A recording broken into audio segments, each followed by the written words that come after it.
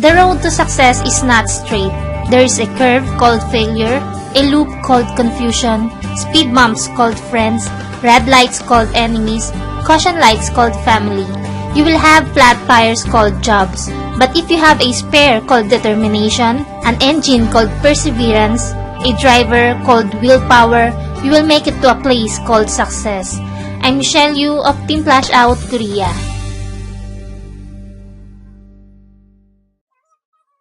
Bago mo simulan ng video na to, panoorin mo muna ang video number 1 ng Marketing Plan 6 Ways to Earn. Makikita mong link sa description box.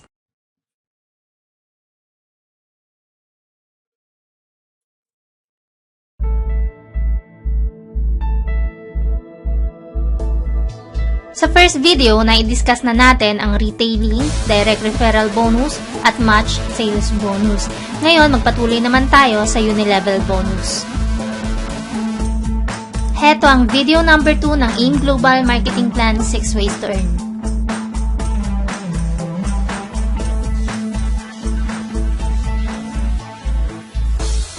Napakaraming nalilito sa unilevel bonus at stair-step bonus. Ngayon, pipilitin nating i-discuss ito ng pinakamalinaw na maiintindihan ng mga bago nating distributor. Ang unilevel bonus, ito yung 5 to 10% monthly commissions na makukuha mo sa product sales ng yung mga downlines from 1st to 10th level.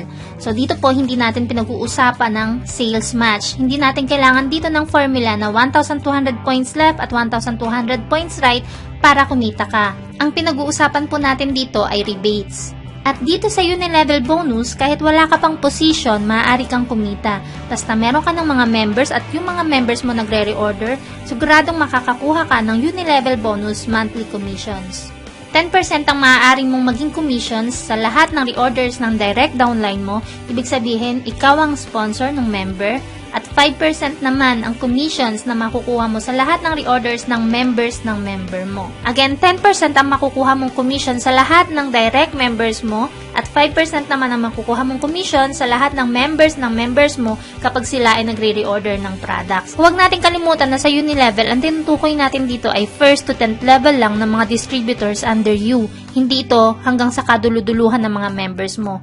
Kung mapapansin mo sa genealogy, ang unang dalawang members sa ibaba mo, yan ang tinutukoy nating first level, next is second level, third level, up to the 10th level. Mula first hanggang 10th level mo, ito ay binubuo ng 2,046 na distributors. So imagine, kung bawat isa sa kanila ay nagre-reorder ng kahit tigi-isang box lang ng C24/7 at ikaw ay kikita ng 5% sa isang box na yon, ikaw ay kikita ng 11 pesos at 25 centavos.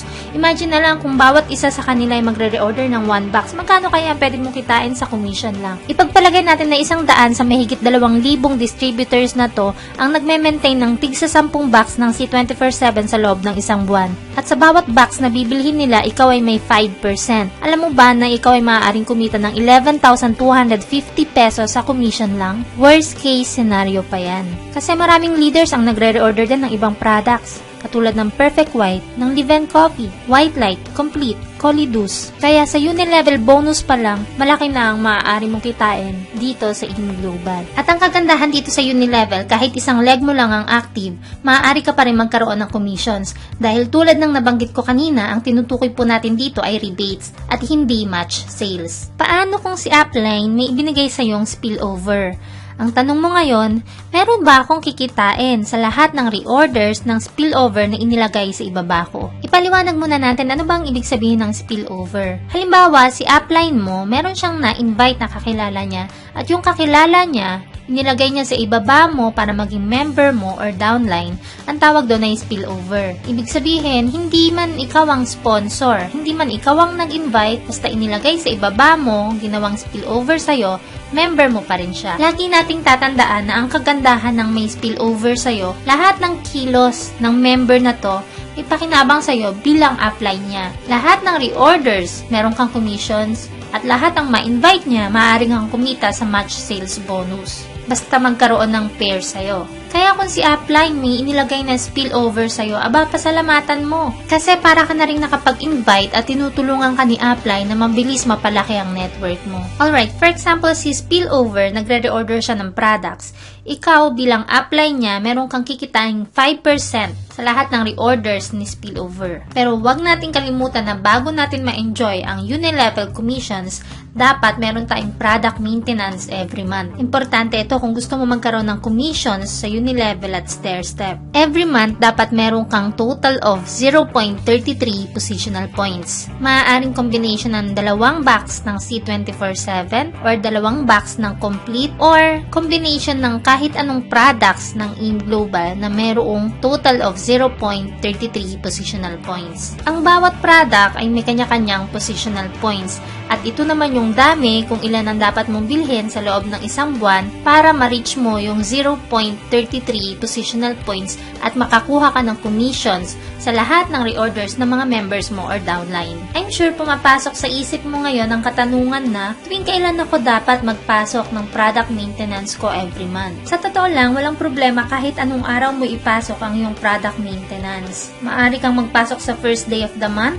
15th day of the month, or maaari din sa katapusan ng buwan na ito. Ang mahalaga, within this month, meron kang equivalent of 0.3334 positional points kung gusto mong makakuha ng unilevel bonus. Isa pa sa mga tanong na tumatakbo sa isip mo ngayon, paano naman kung ako ay multiple accounts? Lahat ba ng accounts ko or lahat ba ng heads ko ay dapat pasukan ko rin ng product maintenance? Ang sagot po dyan, yes. Kung lahat ng heads mo gusto mo magkaroon ng commissions, gusto mo makakuha ng commissions sa unilevel, syempre lahat sila dapat lagyan mo ng product maintenance.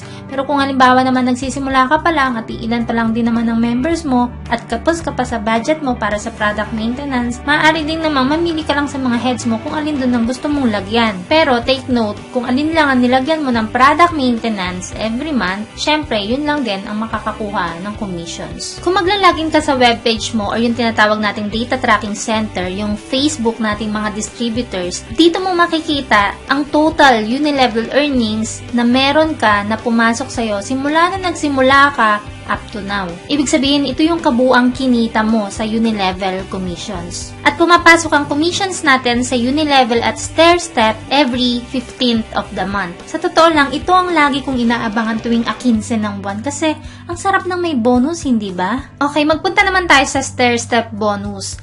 Ito naman ay monthly overriding commission na nakabase sa rank mo. Kung ikaw ay Silver Executive, Gold Executive, or Global Ambassador. Kapag mas mataas ang rank, mas malaki ang commissions. Ano naman ang pagkakaiba ng unilevel sa stairstep? Una, sa unilevel, hindi mo kailangan ng position para magkaroon ka ng commission. Kahit ikaw ay isang distributor pa lang, maaari ka na magkaroon ng every month commission sa unilevel. Samantalang sa stairstep naman, kailangan umakyat mo ng rank mo sa Silver Executive para magkaroon ka na ng commissions every month. Pangalawa, sa unilevel, commissions mula sa first up to 10th level ng mga downlines mo ang tinutukoy natin dito. Mapay-spillover man sa'yo o hindi, basta pasok siya doon sa 10th level ng mga downlines mo, maaari ka magkaroon ng commissions. Samantalang dito naman sa stairstep, from first level up to infinity, ibig sabihin hanggang dun sa kaduluduluhan ng mga members mo, maaari ka magkaroon ng commissions. Pero, ang tinutukoy natin dito ay yung direct members mo lang. Ibig sabihin, ikaw yung sponsor ng member. Ang pagkakapareho naman itong dalawa ay yung sabay silang pumapasok sa data tracking center or webpage every 15th of the month. Kanina, nabanggit ko na dito sa stairstep, kailangan magkaroon ka muna ng position bago ka magkaroon ng commission. Ang laki ng commission na makukuha mo ay depende rin sa rank na meron ka. Meron tayong 4 na level, ang distributor, Silver Executive, Gold Executive, at Global Ambassador. Paano naman aakyat ang position mo? Hindi mo ito gagawing mag-isa. Ito ay group accumulation of points.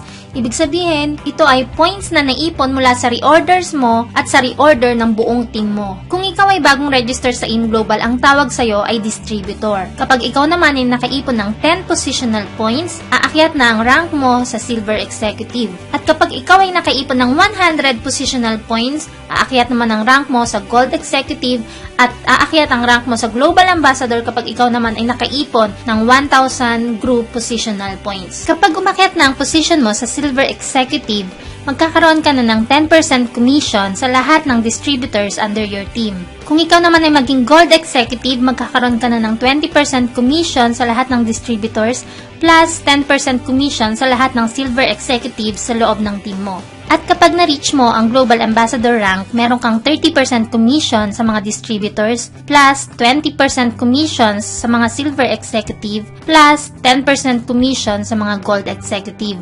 Dito, habang tumataas ang rank mo, mas lumalaki lalo ang kita mo sa AIM Global. Huwag nating kalimutan na tayo ay may sinusundan na point system. Ang bawat product natin ay may equivalent points. At ang tinutukoy natin sa stair-step bonus ay accumulation of group pre-orders. Halimbawa na lang sa isang box ng C24/7, ito ay may 0.2 positional points. Ang 5 boxes ng C24/7 ay katumbas ng 1 group positional point at 50 boxes ng C24/7 ay katumbas ng 10 group positional points para umakyat ang rank mo sa Silver Executive. Ngayon, paano mo naman malalaman kung anong rank na meron ka? Kapag nag-login ka sa webpage mo, meron kang makikitang ganito. At dyan mo malalaman kung ikaw ay distributor, Silver Executive, Gold Executive, or Global Ambassador. Dito sa stair-step, meron tayong tinatawag na no time frame, no demotion, and no pass up. Ano ba ibig sabihin ng tatlong to? Ang ibig sabihin ng no time frame, kahit kailan ka ma-promote or kahit kailan umakyat ang rank mo ay pwede. Kahit after 5 years or 10 years man yan, okay lang kasi wala naman tayong time limit. Hindi tayo pinipressure ng company na dapat sa ganitong kaikling panahon umakyat na ang position mo. Walang ganun kaya sinabing no time frame. Next is no demotion. For example, umakyat na ang rank mo sa Silver Executive. Pero natatagalan ng pag-akyat mo sa Gold Executive. Ganun pa man, walang problema, hindi ka na babalik bilang distributor. Kasi nga, dito ay no time frame and no demotion. Hindi ka na uli magi-step down sa unang rank na pinanggalingan mo. At ang ibig sabihin ng no pass up, once na ang isang direct member mo ay naging Global Ambassador, ikaw din ay automatic magiging Global Ambassador, active ka man o hindi. At ang panghuli ay ang royalty bonus. May kita ka na 2% hanggang sa ika-5th level based sa group reorder points ng downlines mo na tulad mong Global Ambassador na rin.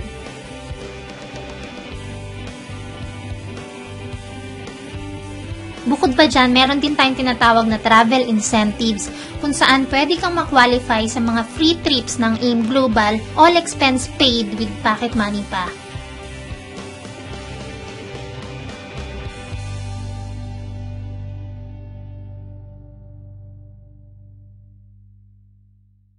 Plus, meron din tayong tinatawag na profit sharing. Ito naman ay para sa mga elite global ambassadors na maaaring ma-qualify as profit sharer. Dito ay makakatanggap ka ng bonus mula sa company once na ikaw ay ma-qualify at ito ay ginagawa once a year. Sana marami ka na namang natutunan sa video na to at pwede mo itong i-share sa iyong mga bagong downlines or members para mapanood din nila at mas maintindihan kung paano ba kumikita dito sa AIM Global. At bago ko po tapusin ng video na to, gusto ko muna magpasalamat sa lahat ng mga taong nakakapanood ng mga videos na ginagawa ko at ina-add ako sa Facebook at nagsisend sila sa akin ng mga napakagagandang mga messages or comments na talaga namang nakakataba ng puso. Maraming salamat po sa inyong lahat and I wish you success. If you want to chat with me, you can follow me on Facebook. I'm Michelle Yu of Team Flash Out Korea. Annyeong!